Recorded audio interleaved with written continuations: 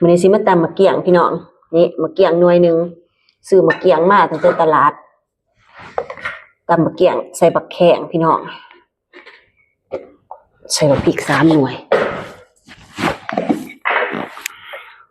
บ่เฮ็ดเผ็ดแห้งบักพริกอันนี้เผ็ดไปตาหน่ายเผ็ดสิกดิพี่น้อง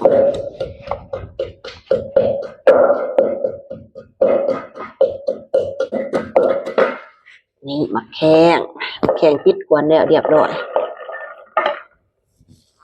ตัวนี้สิจงปลาไปกินกับแจวบ่ได้ใส่เบิดเนาะเพราะมีแจวเฮ็ดปวกมีผู้ใดเฮ็ดปวกมาเฮ็ดปวก3 ดอกพี่น้องนี่เฮ็ดปวก3 ดอกก็ได้มาจีหมูพวกบัวพวกเทียมเขือใส่กินตอนเที่ยง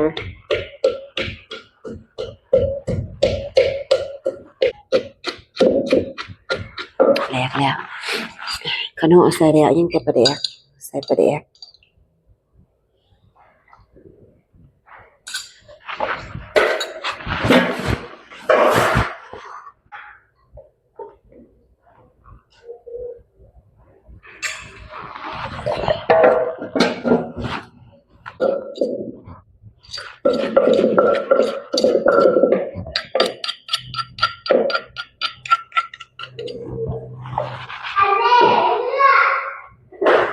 นี่เอาบักเกียงดอก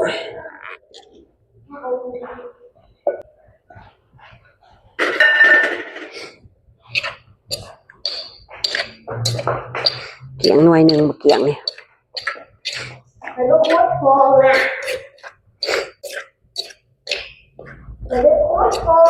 หอมค่ะ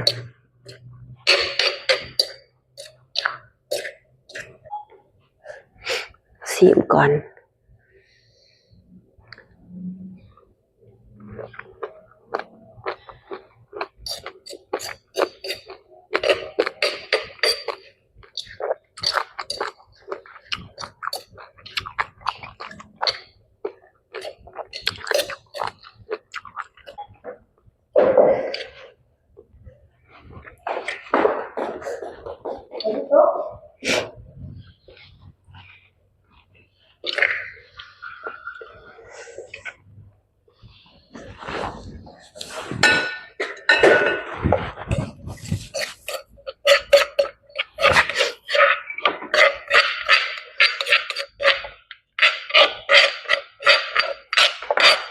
มาเลิกพี่น้องกินข้าวร่วมกันพี่น้องข้าวเที่ยงมากอันนี้มันแจวเฮ็ดปวกพี่น้องแจวเฮ็ดปวก3 หลอกใส่ว่าผักบัวแน่กับใส่บักเขือแน่ก็ได้ว่าหลายๆเติบตัวนี้เขากินเกาเขากินตรงเสาต้มกระดูกหมูใส่บักบวบอันนี้มันตยังนะบัดนี้ตำมะเกียตำมะเกียงใส่กับมะแข้ง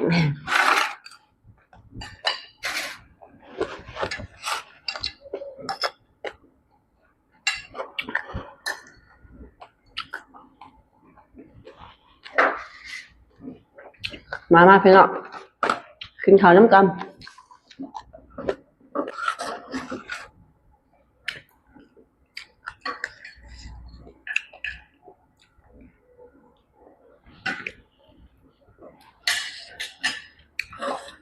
แจวเฮ็ดบ่ได้ไปเก็บเอานอขามาดวก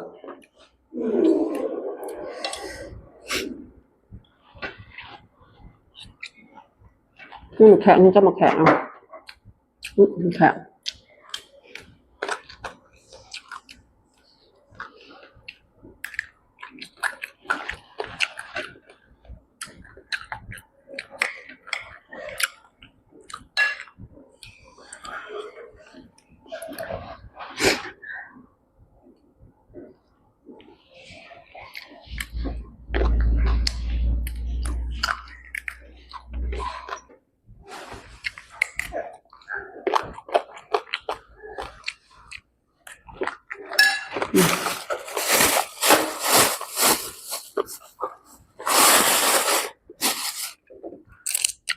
ข้าวสมัครในตู้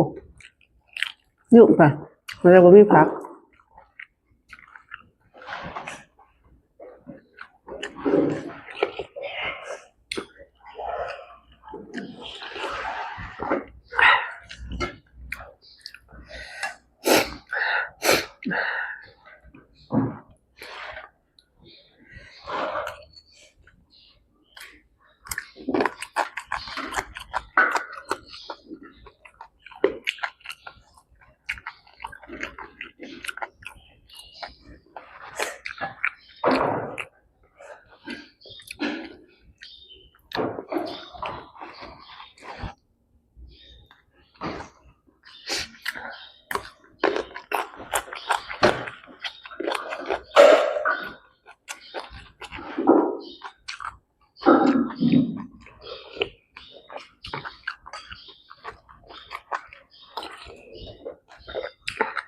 สู้กับบ่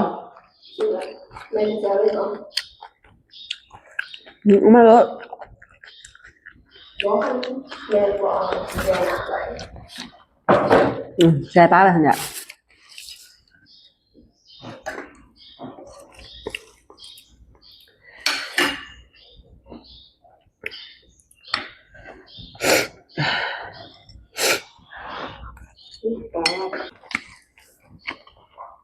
สร้างลูกสาวมากินข้าวพี่แม่อีกวัน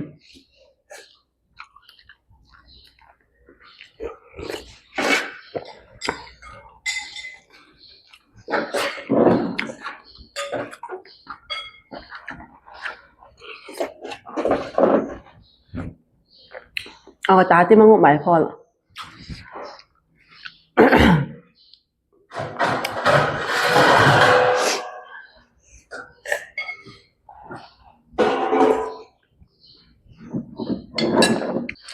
เนี่ยสักนิดเขาจะกิน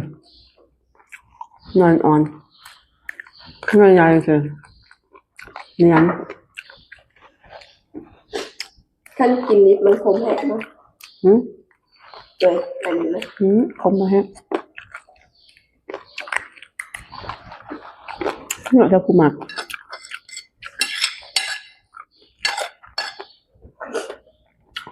มันคมไปเลยคือหมังหักคมอะไรยัง เดี๋ยวขาคมขดคมเลยนะ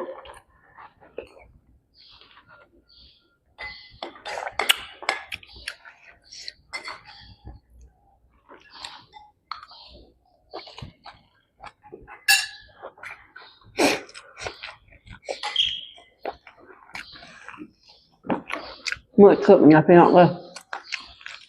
เมื่อคืนทุกคนจะตก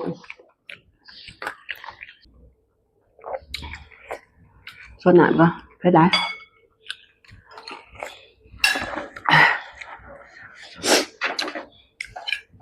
แซ่บๆพี่น้องอาหารเที่ยงเลยมีแต่เดียวเผ็ดเลยเจียวกับเผ็ดตำนี่กับเผ็ดบ่เผ็ดแต่ตัวนี้เนาะสำหรับคลิปนี้ไม่พูดกันสิขอจบคลิปเพียงสำนี้เนาะพี่น้องเนาะพอกันคลิปหน้าพี่น้องบ๊ายบาย